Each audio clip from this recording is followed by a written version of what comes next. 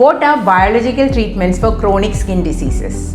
ഏതൊക്കെ chronic skin ഡിസീസസിലാണ് biological treatment effective ആവുന്നത്? അപ്പോൾ ക്രോണിക് സ്കിൻ ഡിസീസസിൽ നമ്മൾ സോറിയാസിസ് എന്ന് പറഞ്ഞൊരു കണ്ടീഷൻ ഉണ്ട്. You get localised dry scaly plaques on the elbows, knees, ചിലപ്പോൾ സ്കാൽപ്പിൽ വരാം, നെയിൽസിൽ വരാം. ഈവൻ സച്ച് കണ്ടീഷൻസിൽ ചിലപ്പോൾ ജോയിൻറ്റ് പെയിൻസ്, ജോയിൻറ്റ് ഇൻവോൾവ്മെൻറ്റ് ഉണ്ടാവും.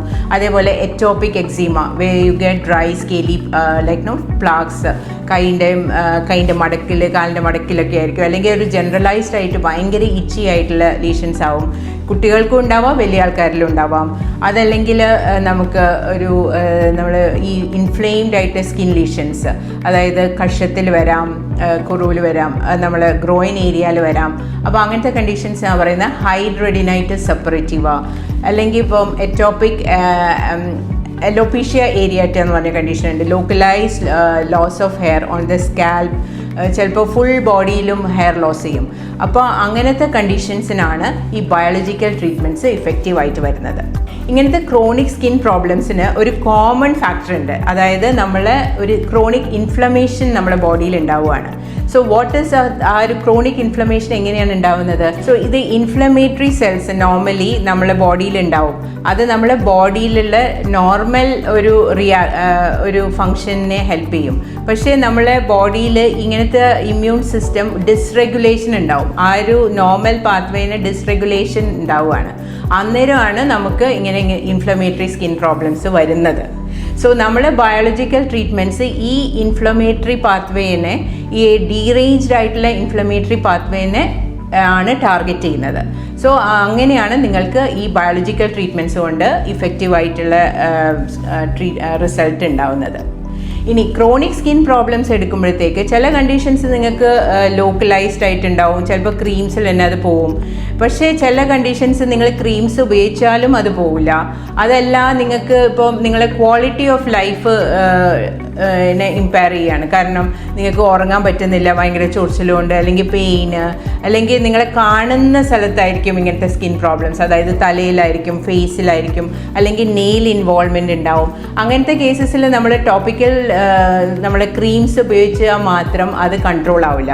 അപ്പോൾ അങ്ങനത്തെ കണ്ടീഷൻസിൽ ഈ ബയോളജിക്കൽ ട്രീറ്റ്മെൻറ്റ്സ് വെരി ഇഫക്റ്റീവാണ്. ഇങ്ങനത്തെ ക്രോണിക് സ്കിൻ പ്രോബ്ലംസ്, ഇപ്പോൾ ഞാൻ പറഞ്ഞ സോറിയാസിസ്, എറ്റോപ്പിക് എക്സീമ, അല്ലെങ്കിൽ ഹൈഡ്രോഡിനൈറ്റിസ്, ഇങ്ങനത്തെ കണ്ടീഷൻസിന് ഇങ്ങനത്തെ ഇഞ്ചക്ഷൻ കൂടാതെ നമ്മൾ ലൈഫ് സ്റ്റൈലും മോഡിഫൈ ചെയ്യാനുണ്ട്.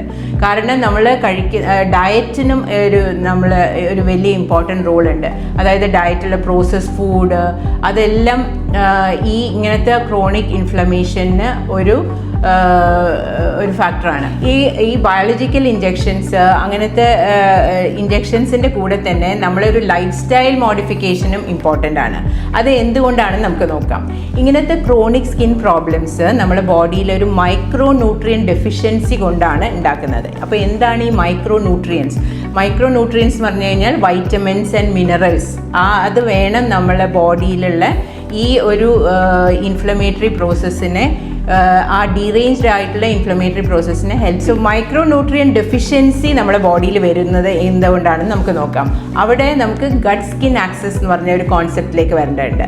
അപ്പോൾ എന്താണ് ഈ ഗട്ട് സ്കിൻ ആക്സസ്? ഗട്ടിലുള്ള മൈക്രോബയോം, ഒരു ഗുഡ് ബാക്ടീരിയ ഉണ്ട് നമ്മളെ ഗട്ടിൽ.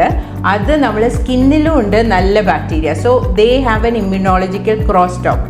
അപ്പം ഈ ഗുഡ് ബാക്ടീരിയ വേണം നമ്മൾ കഴിക്കുന്ന ഭക്ഷണത്തിൽ നിന്ന് വൈറ്റമിൻസും മിനറൽസൊക്കെ അബ്സോർബ് ചെയ്യാൻ വേണ്ടിയിട്ട്.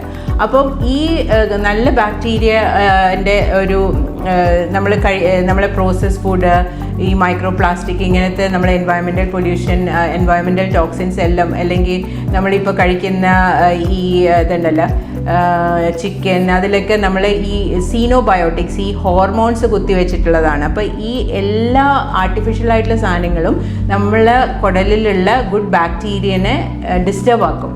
അപ്പോൾ നമ്മൾ കഴിക്കുന്ന ഭക്ഷണത്തിൽ നിന്ന് ഈ മിനറൽസ് ആൻഡ് വൈറ്റമിൻസ് അബ്സോർബ് ചെയ്യാതിരിക്കും. അപ്പോൾ അതാണ് ഡയറ്റിന് it plays a very important role.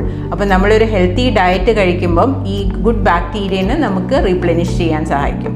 ഇനി മൈക്രോ ന്യൂട്രിയൻ ഡെഫിഷ്യൻസി വരുമ്പോഴത്തേക്ക് തുടക്കത്തിൽ നമ്മൾ മൈക്രോ ന്യൂട്രിയൻസ്, അതായത് സപ്ലിമെൻറ്റ്സ് നന്നായിട്ട് എടുക്കണം പേഷ്യൻസ്. ഇങ്ങനത്തെ ഈ ക്രോണിക് സ്കിൻ പ്രോബ്ലംസ് ഉള്ളവർക്ക് എല്ലാ വൈറ്റമിൻസും മിനറൽസും ആഡിക്വേറ്റ് എമൗണ്ട് ആയിട്ട് അവരുടെ ബോഡിയിൽ ഉണ്ടാവണം.